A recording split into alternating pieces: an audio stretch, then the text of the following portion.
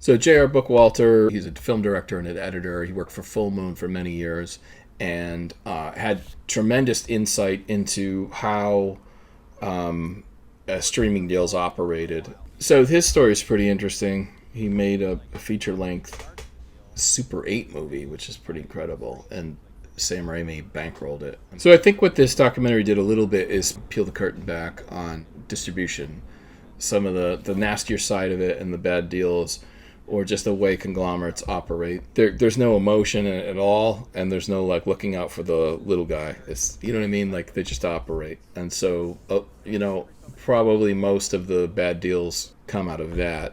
Charles Band I never got to interview. I always thought he was a fascinating person. One of the other sort of titans of the exploitation movement. I always think of the Puppet Master movies, which are pretty amazing. So I think for me it was important to summarize some of the direct-to-video era and how that sort of dovetails into the streaming era and how the great hope for streaming dwindled as we saw how bad the deals were, residual-wise. If you love independent filmmaking, just keep working, keep creating, keep fighting, because the truth is you can make a movie virtually for free nowadays. And so there's really no excuses.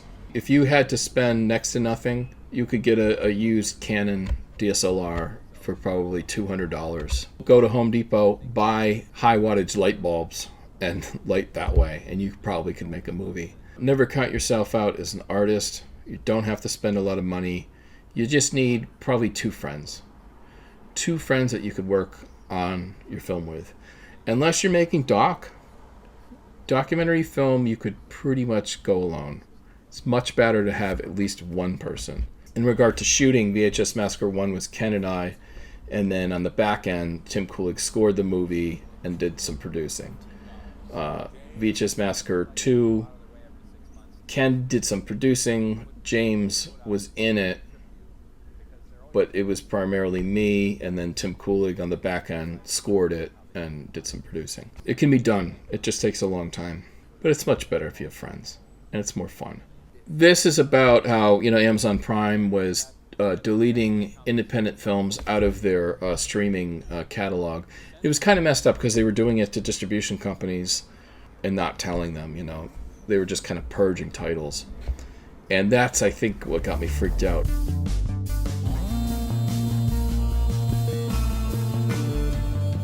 Horror Central, that is primarily a very large YouTube site. There are services like Troma Now, Flix Fling, Indie Pix, independent streaming applications. So you can do Tubi and Freevee and Plex. So there are a lot of cool options now. And you as an indie filmmaker, you can get on those. Typically you do have to use a middle company like MVD or Troma or something. Very hard to get there by yourself. Horror Central, as an example, Horror Central, I couldn't say, hey, do you want my film, feature-length film, Exorcism of Fleete Marish? Because they buy films in bulk. So Troma can say, we'll license 100 titles to you. Or MVD can say, we'll license 200 titles to you. And Horror Central would be like, yeah, okay, let me pick through. I'll take these 100. You got to think of it that way. In order to get on some of these streaming sites, you might have to go to a distribution company. There are services where you can do a paywall and offer it direct. Vimeo, Amazon, you can press DVDs and try to sell them to the public. That's harder unless you have a large social media presence. I recommend distribution companies, not because you're going to make money, but just because they have an expertise in their field. And if you made the movie for no money and you're willing to take a risk on a distribution company, they can at least get the film out there. Because, easily 100,000 people saw Exorcism of Fleete Marish, which isn't a huge number, but if I was doing DVDs, I'd probably sell a couple hundred, Anyway, I'm going to stop here for now. So hang in there and keep creating. If I can do it, you can do it.